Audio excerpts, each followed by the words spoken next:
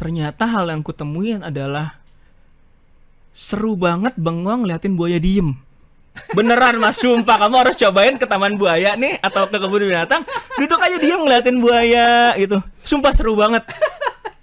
Entah kenapa seru banget. Itu apa yang dilakukan? Aja Gak ada, memandang gitu. diem aja. Di taman buaya.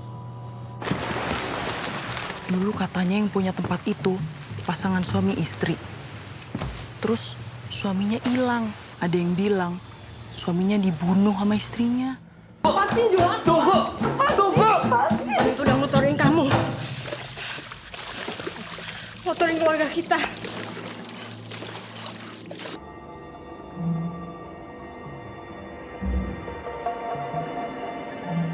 Halo Sobat PK, ketemu lagi di podcast Kinari. Film ini sebelum ditayangkan di bioskop Indonesia pada 7 Mei 2026 sudah keliling dunia. Kalau saya tidak salah nih, sudah lebih dari 30 festival film di dunia didatangi sama film ini. Nah, tamu saya hari ini adalah pemeran utamanya film ini. Coba tebak apa? Kita sambut ada Yusuf Mahardika Tiga Putra dan film Crocodile Tears.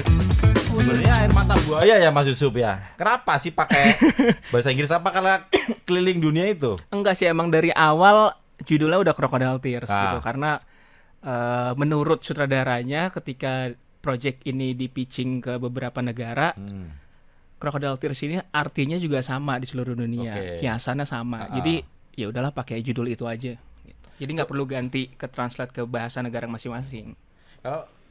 Kalau ditranslate ke Indonesia juga jadi aneh ya, air mata buaya gitu kan malah. Menarik ya, kayak di luar negeri pun kalau orang nanya Crocodile Tears artinya ya fake tears, air mata palsu, sama aja sebenarnya. Ini karena keterlibatan ada nggak cuma Indonesia, ada beberapa negara yang terlibat di film Crocodile Tears ini kita juga. Kita ada Indonesia, Singapura, Jerman, dan Prancis. Kemudian diputer ke dunia, seluruh dunia. Filmnya lebih banyak keliling dunia daripada saya ya. Banyak banget. Maunya ngikut ya, maksudnya maunya ngikut. Cuman apa daya, kita kan juga ngerjain dapur ya. Kalau nggak kerja dapur nggak ngebul. Jadi ya udah filmnya aja yang berangkat. Oke, tapi apa rasanya ketika justru muter dulu ke dunia, seluruh dunia? Pertama kali di Toronto ya? Iya, pertama kali Toronto kita International Film Festival 2024. Baru kemudian kok ya akhirnya tetap ngotot tayang di Indonesia gitu loh. Karena memang tujuan kita bikin film ini untuk tayang di Indonesia, untuk orang Indonesia pastinya. Cuman kan memang ya itu keputusan produser dan sutradara, bagian distribusi kenapa harus lewat beberapa festival dulu, karena itu kan ngebantu untuk kita promosi juga nantinya. Dan alhamdulillah dapat kesempatan 2 tahun kemudian bisa pulang kampung ke Indonesia, senang banget rasanya. Jadi kemarin Mas Yusuf dan Crocodile Tears dapat apa selama muter itu? Dapat cerita yang menarik dari orang-orang yang nonton. Ternyata surprisingly beberapa screening yang aku datengin ya, karena aku nggak datang semua. Misalnya? Kayak di yang pertama kali deh, Toronto kita Toronto gitu. Ketika selesai screening tuh kayak semua orang tuh nyamperin kita gitu, bilang thank you udah bikin film ini, thank you udah mewakilkan perasaan gue kayak oke, berarti film ini bisa masuk ke audiens internasional lah dalam tanda kutip gitu. Berarti apa yang kita sampaikan ya bisa mereka rasakan juga gitu. Karena kan basically film ini menceritakan tentang manusia gitu. Ibu sama anak yang tinggal di penangkaran buaya, hidup berpuluh tahun di situ dan gak punya siapa-siapa gitu. Akhirnya ketika Johan ini keluar rumah untuk mencoba melihat dunia luar, dia menemukan sesuatu, yaitu bentuk cinta yang baru dari orang lain. Arumi gitu. Dan disitulah dinamika antara ibu dan anak ini terjadi gitu. Dan ternyata ketika audiens internasional nonton, ya mereka juga relate akan hal itu, dimana overprotectivenya seorang ibu tuh dirasain semua anak yang baru beranjak dewasa dimanapun gitu. Menarik. Itu bukannya lumrah itu? Lumrah, cuman ibu melindungi anaknya. Tapi sampai batas mana sih lumrahnya? Apakah anak tidak boleh punya pilihan sendiri dalam hidupnya gitu. Yang Johan rasakan adalah di mana dia cuman tinggal berdua sama ibunya 25 tahun hidup di situ, nggak boleh kemana-mana karena menurut ibunya dunia luar jahat buat dia. Sampai akhirnya kan ya namanya laki-laki tumbuh pubertas lah ibaratnya, dia pengen tahu dong ada apa di luar sana. Dari kecil saat sampai remaja barangkali masih bisa ya di protect gitu sama ibunya. Tapi kan ada di titik di mana anak juga tumbuh, terus pengen punya apa ya, rasa seperti anak-anak lain gitu.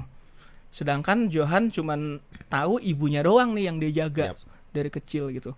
Ya memang berbakti, tapi sampai mana sih batas berbakti anak sama orang tua itu? Gitu. Itu yang pengen dihadirkan di Crocodile Tears. Jadi ternyata memang meskipun kisahnya digarap sama sutradara Indonesia, ternyata banyak penonton terutama di luar sana yang ternyata dekat dengan karakter Johan, betul. Mama dan Arumi. Betul. Bahkan ada di Toronto, ini pengalaman produser kami ya waktu itu. Setelah screening, ada yang datengin produser kami, ibu-ibu gitu. Bilang ke Mbak Mendy, produser kayak, tahu nggak Mama itu kayak mantan mertua saya. Itulah kenapa Mama karakternya Mama. Karakter Mama sama itu sama kayak mertua saya. Itu dia kenapa saya ceraiin suami saya. Gitu. Berarti kan kayak wow, ini masalah yang sangat universal ya ternyata gitu. Padahal sebenarnya ini Mas Yusuf ya, sebenarnya kalau melihat ceritanya hubungan anak dan orang tua ya sederhana sebenarnya. Simple ya. Betul. Kok ternyata bisa memunculkan rasa kekhawatiran, deg-degan, bahkan akhirnya Johan jadi rebel barangkali Yes. Ya itulah pinternya Mas Tumpal gitu, karena Mas Tumpal beneran kayak ketika baca skripnya pun Mas Tumpal tuh beneran, dia tuh orangnya gimana ya, beneran ngelihat kehidupan tuh secara mikro gitu. Dia nggak ngelihat lebarnya dulu, dia merhatikan secara detail-detail kecil yang emang kadang kita luput untuk dipikirin gitu. Kalau ngomongin cinta ya cinta biasa yang kita paling cepat apa sih, ke pasangan segala macam. Tapi kan cinta dan rasa cemburu itu bisa terjadi antara keluarga juga nih, yang kadang kita lupa nih. Padahal itu dekat kita. Itu dekat banget sama kita gitu. Saat ini film pertamanya Mas Tumpal Tampu Bolon. Film panjang pertamanya Tumpal Tampu Bolon setelah sebelumnya apa ya? Laut Bercerita ya. Nah, itu juga itu ngomongin ibu juga kan, longing gitu. Ada apa dengan Mas Tumpal?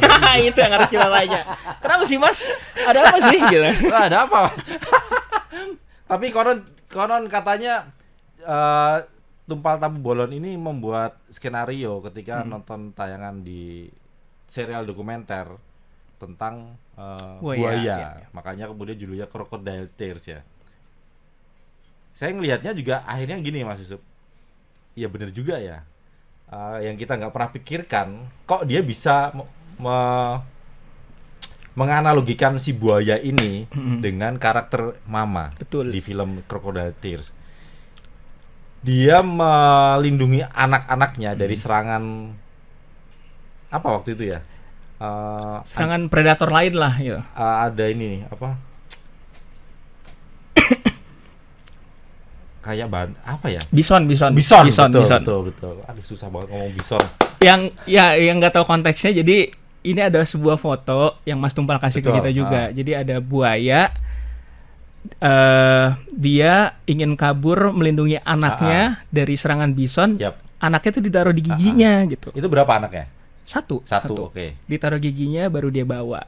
Nah, picture itu kan menggambarkan kayak gila, buaya yang selama ini kita tahu kan beringas ya, tapi bisa selembut itu sama anaknya yang sekecil itu. Ditaruh di giginya pula. Giginya kan kalau lagi memangsa makanannya kan tajam banget kan, bisa segila itu. Tapi di sisi lain dia bisa lembut, tender gitu ke anaknya. Satu sisi melindungi, sisi yang lain dia ternyata bisa apa ya? Sangat lembut. Beringas ya. Betul. Termasuk Mama ke Johan gitu. Mas Yusuf saat itu apa pertimbangannya ketika Mas Tumpal menawarkan karakter Johan? Manusia ini agak unik ya. Langsung diterima kah itu? Mas Tumpal ini agak unik. Dia tuh nge-approach aku tuh kami kan emang udah berteman udah lama Betul. gitu. Sebelumnya udah pernah sama Mas Tumpal ya?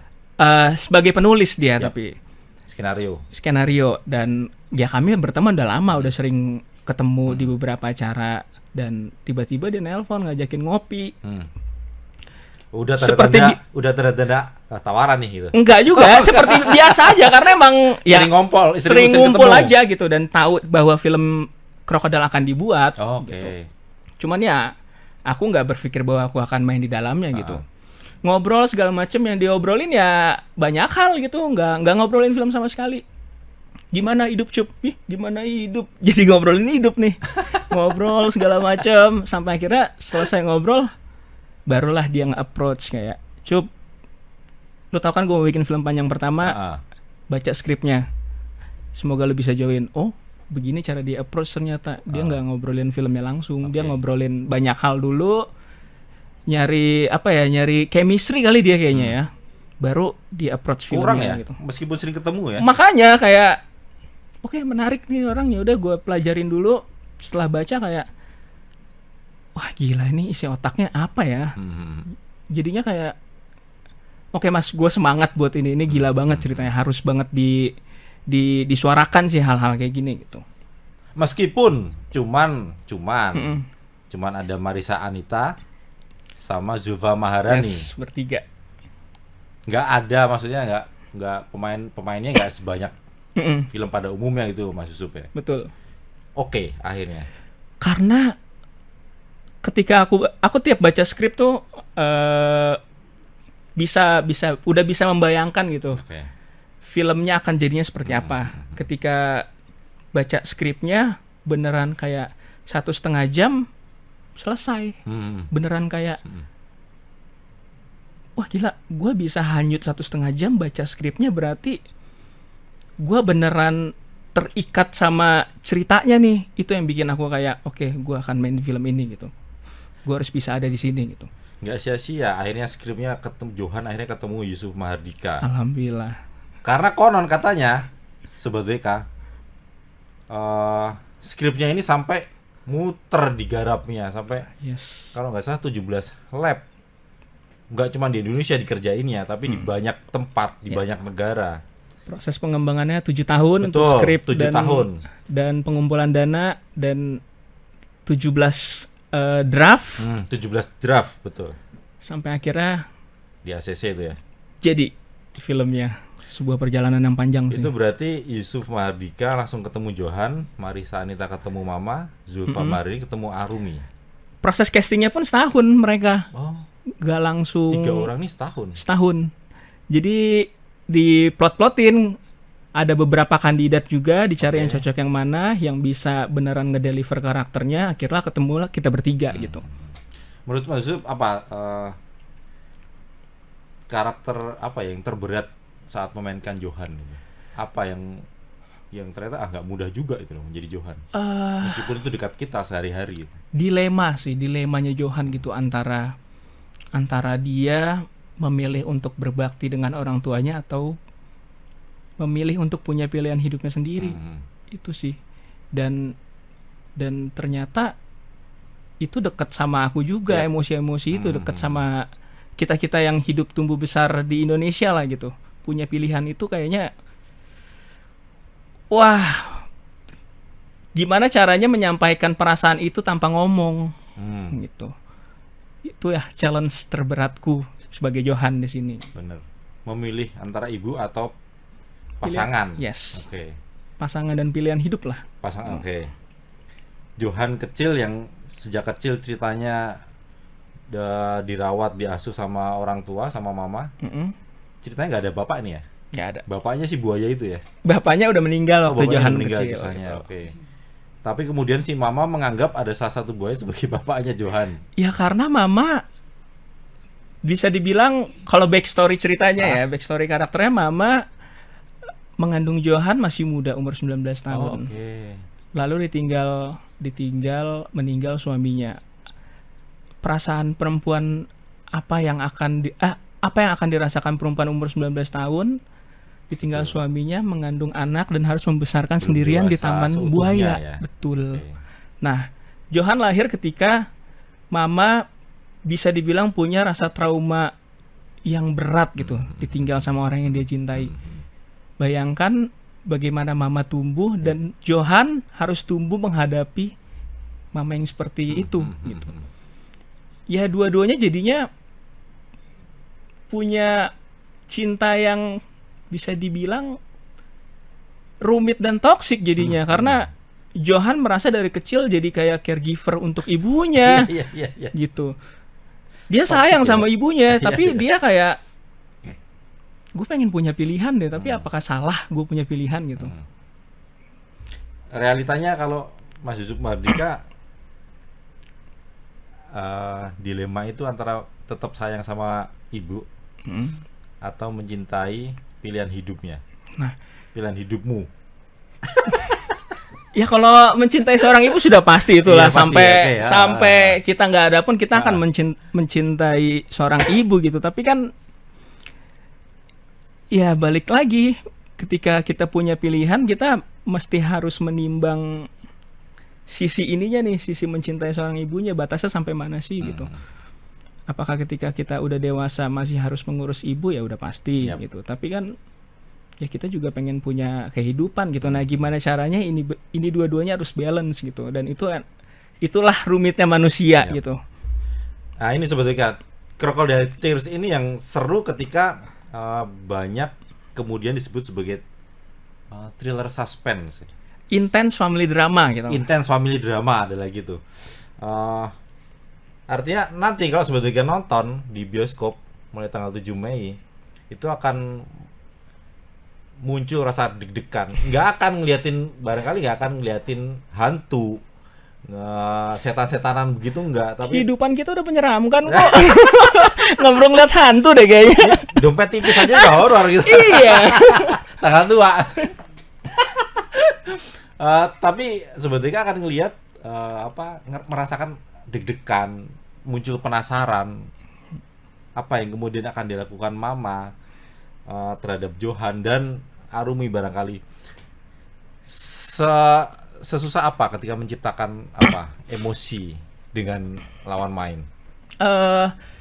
Wah, sesusah apa ya? Ini pertanyaan yang sulit kita jawab nih kalau di interview sesusah apa, karena menurut kami semuanya berjalan dengan lancar dan gak ada susah-susahnya karena persiapannya matang dan Mas Tumpal menulis karakternya dengan detail sedetail-detailnya.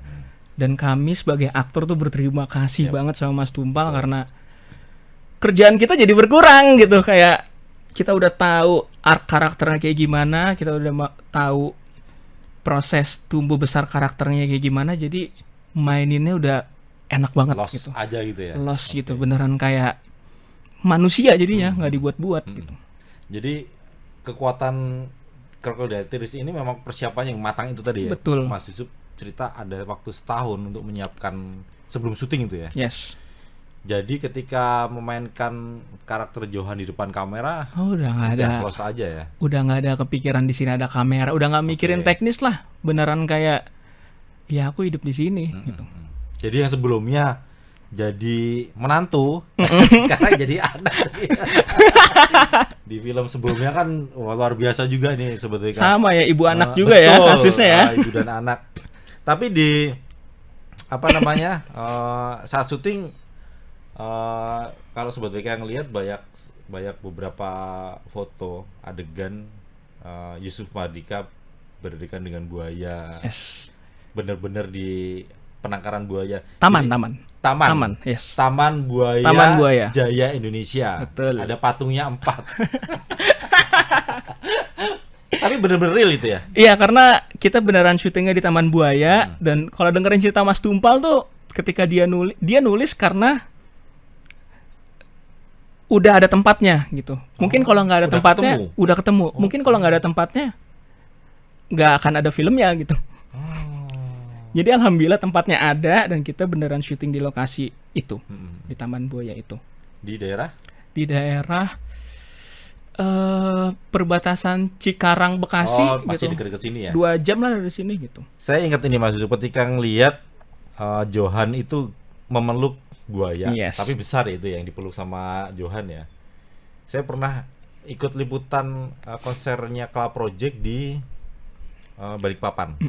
Kemudian Satu hari kami diajak jalan muter di pinggiran kota Balikpapan dan Samarinda kalau nggak salah ya.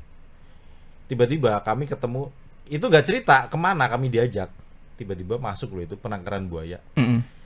Dan karena saya ini ngeliat cicak ya Mas Yusuf ya, gilo orang Jawa bilang ya.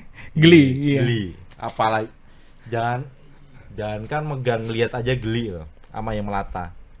Ini tiba-tiba saya disuruh pegang kecil buaya itu. Jadi mengingatkan sayap. Jadi karakter Johan saat memeluk buaya itu mengingatkan saya pada kejadian saat itu. Karena gilo itu saya pegang aja kok. Tapi kemarin aman ya? Maksudnya nggak ada treatment khusus sebelum? Alhamdulillah semuanya aman karena kita ada animal wrangler-nya juga. Dan kita mengikuti SOP yang sudah dibikin sama Taman Buaya gitu. Dan bahkan ada beberapa scene yang kita emang adjust untuk mengikuti SOP tersebut agar syuting berjalan lancar, kru dan pemain aman, dan buayanya aman yang pasti. Karena kita syuting Taman Buaya nggak pengen bikin buaya stres juga dong. Buaya kan aktornya juga di situ. Jadi semuanya alhamdulillah aman. Kita tinggal mengikuti SOP yang udah dibuat dan alhamdulillah masih interview di sini berarti aman.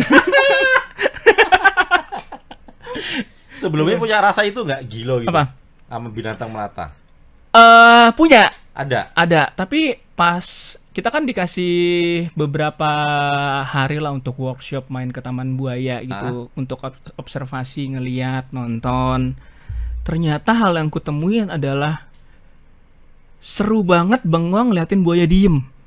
Beneran Mas, sumpah kamu harus cobain ke Taman Buaya nih atau ke kebun binatang, duduk aja diem ngeliatin buaya gitu. Sumpah seru banget. Entah kenapa seru banget. Itu apa yang dilakukan? Aja gak ada, memandang gitu? Diem aja. Kalau buayanya gerak nggak seru, kalau diem tuh dia seru. Apa aku doang nggak tahu, yang lain juga kayak gitu ya. Cuman ternyata, oh ya ada perasaan gimana ya, ngeliat buaya diem tuh kayak magis gitu, kayak energinya tuh kayak zen lah. Kalau orang-orang anak sekarang bilang tuh kayak meditasi gitu ngeliat buaya diem. Itu yang aku rasain sih. Itu bagian dari pendekatan Yusuf Mardika, aktor itu tadi, aktor buaya itu. Oke. Selain itu, apalagi ya?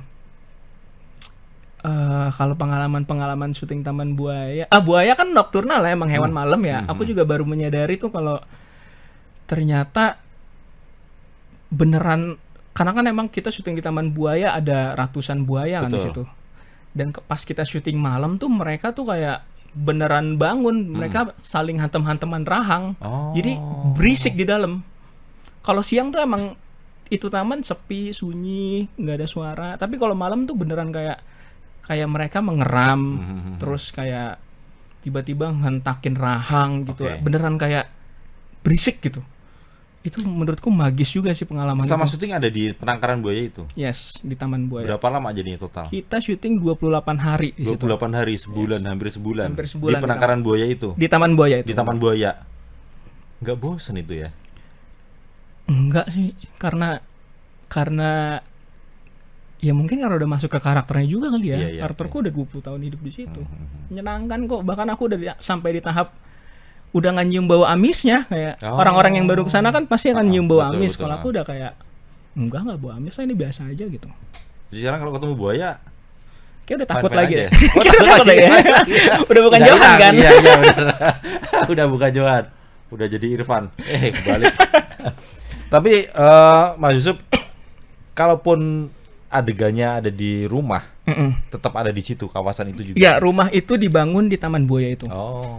Oke. Yes. Jadi 28 hari nggak keluar dari Taman keluar Buaya. Dari Taman Buaya.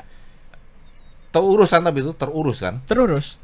Kalau di cerita filmnya kan memang enggak ya. Taman Buaya udah lama nggak pernah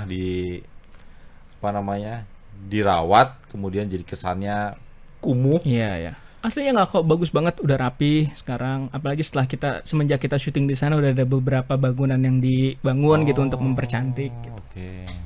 Tapi kalau rumah ya emang dibangun khusus untuk syuting. Setelah itu dihancurin, bongkar. Ada pesan apa buat calon penonton Crocodile Tears, Mas Yusuf? eh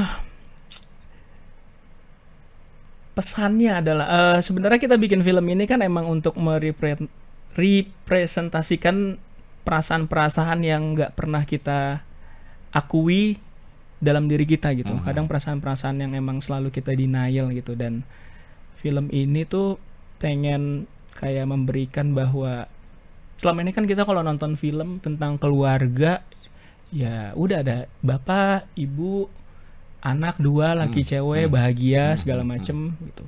Tapi ada loh ternyata keluarga kayak gini, keluarga yang disfungsional juga ada di kehidupan. Disfungsional ya. Yes gitu. Dan dari luar kelihatan adem ayem nih kayaknya. Iya, tapi di dalamnya ternyata banyak luka lah bisa dibilang. Ya kita pengen menghadirkan itu, kita pengen bilang bahwa kalian tuh nggak sendiri di dunia ini, ada loh keluarga kayak gini gitu. Jangan pernah ngerasa sendirian gitu. Itu sih. Luar biasa ya. Itu tadi saya lupa. Itu yang dipeluk itu buaya beneran berarti ya? Apa? Yang dipeluk itu buaya beneran. Kelihatannya? Ya? Kelihatannya iya. Enggak yang gede banget itu. Itu beneran ya itu? Kelihatannya? Kayak gambar. Tapi beneran itu. Enggak, maksudnya kalau yang meluk terus belakangnya ada Yusufa Maharani. Beneran. Masa sih? Tapi kemudian ada poster Crocodile Tears yang Johan itu tidur di atas buaya. Buayanya besar gitu loh. Itu benar ya itu? Wah, itu kita tanya ke yang foto deh nanti. Tapi pernah itu nggak? Pernah meluk begitu nggak, Mas? Kita lihat di filmnya ya. Jadi sebetulnya banyak, kalau saya ngelihatnya banyak pesan itu tadi ya, bahwa di rumah anak yang berbakti pada orang tuanya, ketika dewasa dia punya pilihan hidup ya akhirnya mulai muncul konflik gitu ya. Mas juga ada ada konflik dengan orang tua, meskipun akhirnya yang tadi digarisbawahi sebetulnya sebagai anak, POV-nya anak nih, anak tetap mencintai, sayang sama orang tua, sayang sama bapak dan ibu, tapi ketika sudah dewasa harus memilih. Sarannya apa, Mas Yusuf? Duh, kalau saran ya tetap jalani hidup lah. Tapi yang seru dari Crocodile Tears adalah kita akan melihat point of view dari 3 karakter ini. Jeniusnya Mas Tumpal adalah dia bisa merepresentasikan 3 karakter ini ke dalam point of view yang berbeda dan tidak menjudge siapa yang benar, siapa yang salah. Yang seru di situ. Jadi selama film ini tayang keliling, kita bisa ngelihat audiens tuh memilih, oh gua Mama, gue ternyata Johan, oh gue ternyata Arumi gitu.